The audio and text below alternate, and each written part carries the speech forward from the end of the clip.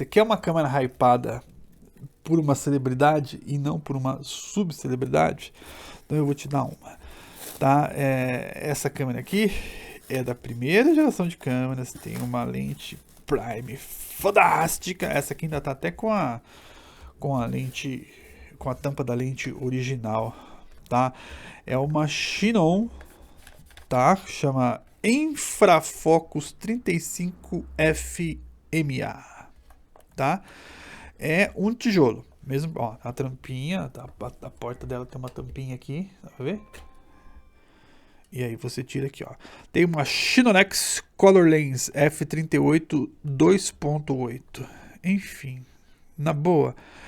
Essa aqui você bota ela no mesmo patamar ou na mesma prateleira que você colocaria Nikon 35AF, Canon 35 não sei o que, Pentax 35 não sei o que. Todas elas tinham 35 no nome na realidade.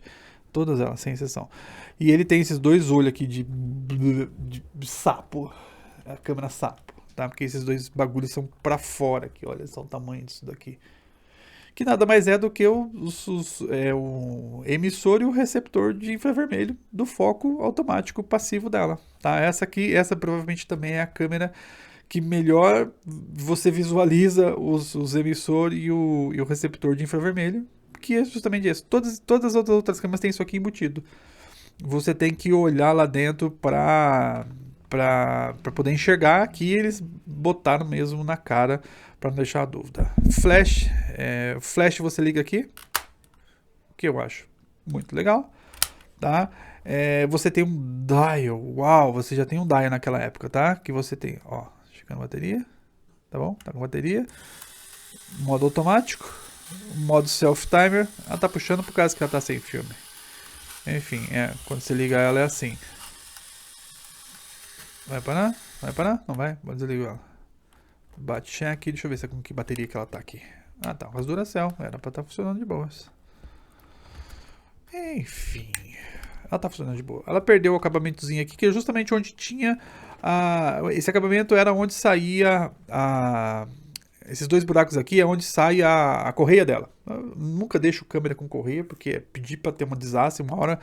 Principalmente quando você tem muita câmera e elas ficam em cima de mesas, em cima de coisas. Botar a câmera em cima de mesa com correia é pedir para derrubar uma outra. Mais cedo ou mais tarde acaba acontecendo. Quer um conselho? Tira isso aqui. Made in Japan, ela é metal, essa tampa de metal, tá? É uma câmera daquela época lá, das outras principais, da primeira geração de câmeras.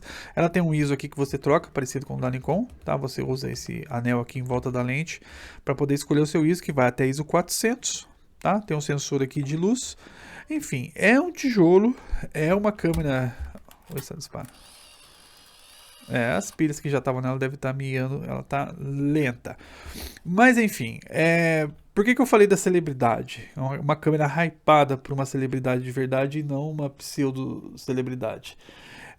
Essa era a câmera que você encontra muitas fotos do Andy Warhol segurando essa câmera. É uma das câmeras que ele usava.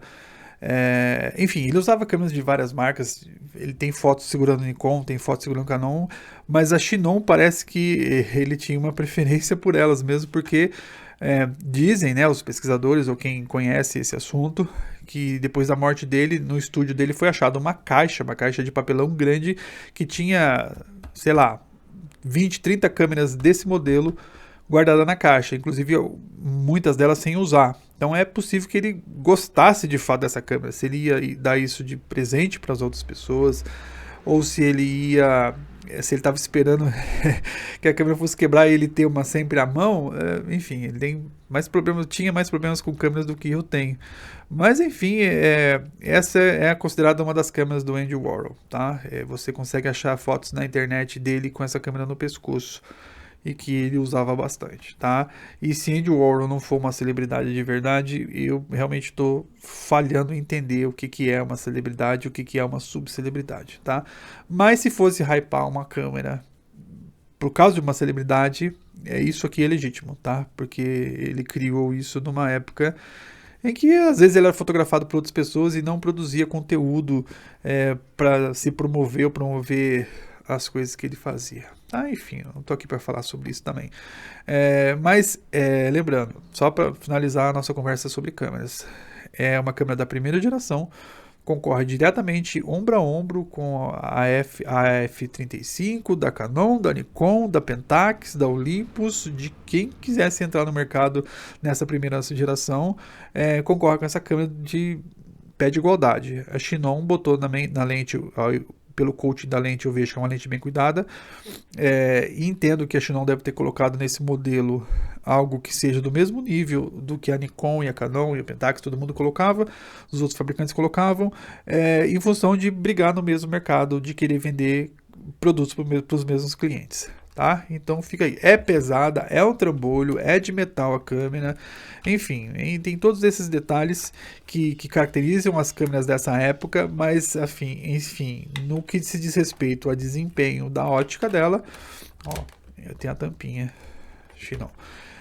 No que diz respeito ao desempenho da ótica dela, era uma câmera que o Andy Warhol, um grande fotógrafo, usava para fotografar as coisas deles, enfim, ou o seu diário de trabalho, ou as coisas que ele gostava de fotografar, tá? Então, se você procurar na internet, você vai achar a Infrafocus 35F-MA relacionada com o Andy Warhol, sim, tá? Enfim, tá aqui a câmera, essa não é dele, essa aqui é minha, então tá tudo certo, tá? Mas é uma baita de uma câmera, uma lente prime fodástica, tá? Mas infelizmente é difícil aparecer, essa aqui não aparece muito não, é mais fácil achar uma 35L aí do que se achar essa Infrafocus, tá? Mas fica a dica, tá? Tendo oportunidade, Chinon não é uma marca que é associada a valores altos, né? Preços altos na internet, então assim, se der sorte de estar pegando isso aqui da mão de quem não sabe o que essa câmera você pode dar sorte de ter uma belíssima câmera, uma lente prime sensacional, tá? Uma câmera com características históricas aí associadas a ele, mas se estiver funcionando, ela é barulhenta mesmo, ela é lenta mesmo, não é um defeito dessa câmera não. Todas as câmeras dessa época tinham essas questões, não era ainda evoluído a ponto de não ter esses problemas, todas elas são barulhentas, todas elas fazem clec-clec, tric-trac, enfim, o avanço do filme é lento, o rebobinamento do filme é mais lento ainda, demora, faz barulho, mas enfim, é uma característica da época, tá? Quem gosta de coisa vintage, tá? Eu tenho certeza que tá aberto a essas estranhezas que essas câmeras tinham na época, tá? Isso aqui não é exceção à regra, tá? Chinon Infrafocus 35F-MA.